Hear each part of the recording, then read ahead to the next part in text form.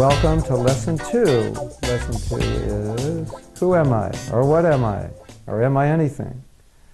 So normally we think, who am I? We think of ourselves in terms of family, country, ethnicity, sex, male, female, my job, my house, my neighborhood, my car, what I wear. Who am I? I'm a guy who drives this car, wears this watch, wears this clothes, works at this company. So those are identities, but they're not who we are. Those are just identities poured upon us, false identities. In Sanskrit, it's called ahankara.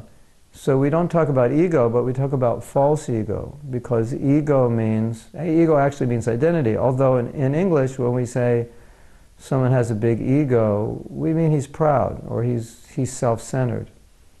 But actually the word ego simply means identity. So Sanskrit says false identity. You have a real identity and you have a false identity. So, for example, if I ask you, where will you be 100 years from now? Or what will you be? Well, you're not going to be in the physical body. I'm not going to be in my physical body. You're not going to be in your physical body. But if we're going to be around, we're going to be embodied in some body. And it's going to be different than this body. In fact, the body we have now is much different than the body we had when we were born.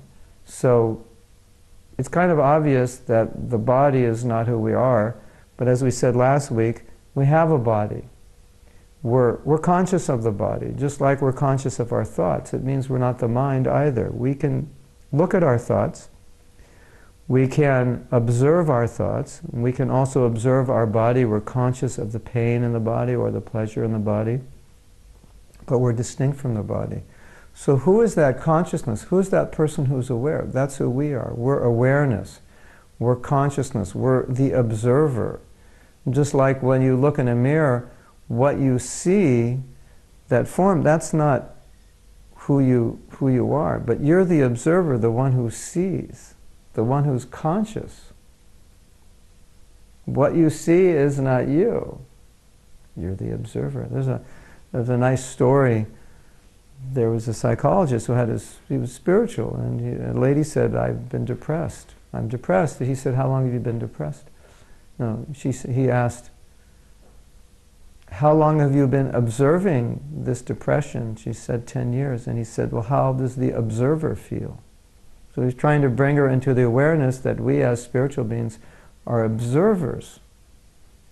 We're not this physical body. And it's interesting because there's so many different kinds of physical bodies that we may not like, actually, because they're the wrong color, or the wrong size, or the wrong shape, or they come from the wrong country, or they're the wrong religion.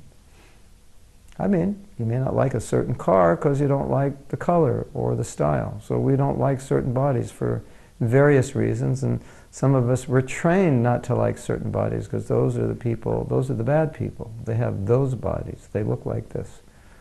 But actually, we're the same as they are. It's just physically embodied in a different form, which has absolutely nothing to do with who they are. My spiritual master used to say, in India there were these riots between the Muslims and the Indians after the British left. He said there were so many dead bodies on the ground, and once they were dead, you couldn't tell who was a Muslim and who was a Hindu.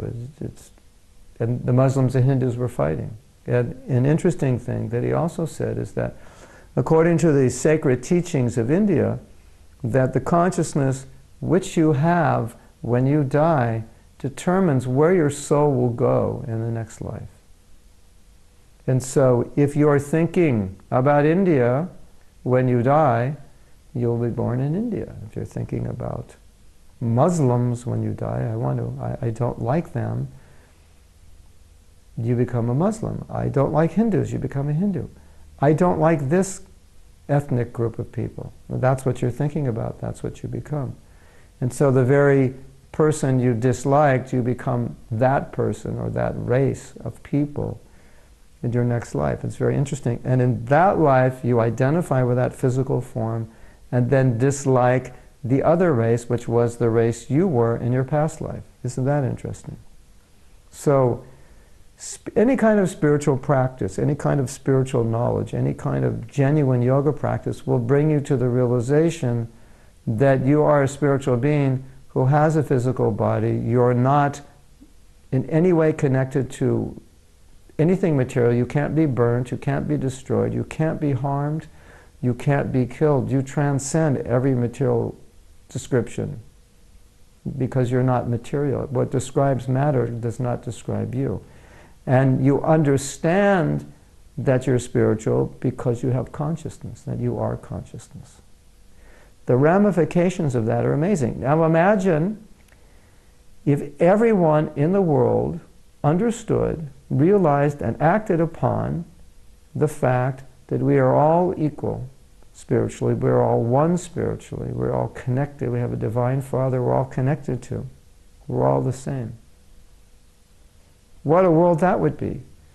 In the sacred text Bhagavad Gita, it said that when one comes to the spiritual platform, he or she does not see any difference between the different forms of life, not only human, but animals as well. You see, the soul also exists in the animal. And you say, but I didn't think, some of you might say, I didn't think animals had souls.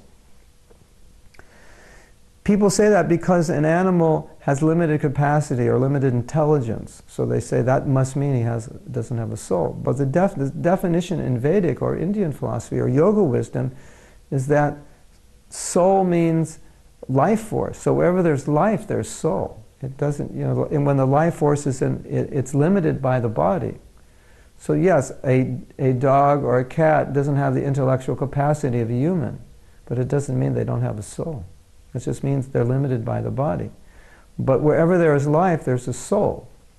So it is said, therefore, a spiritualist, a self-realized soul, sees all forms of life equally because he sees the same soul. It's the same soul in a dog as a human. It's not a human soul or a dog soul. It's just a dog body, a human body, and a different variety of human bodies are there. Same soul. So so he sees this oneness. And imagine everybody saw that way.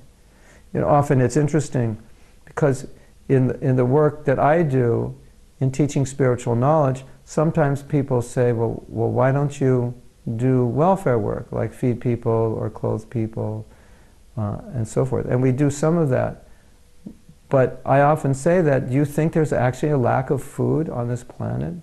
There is no lack of food. There's a lack of distribution of food. There's hoarding.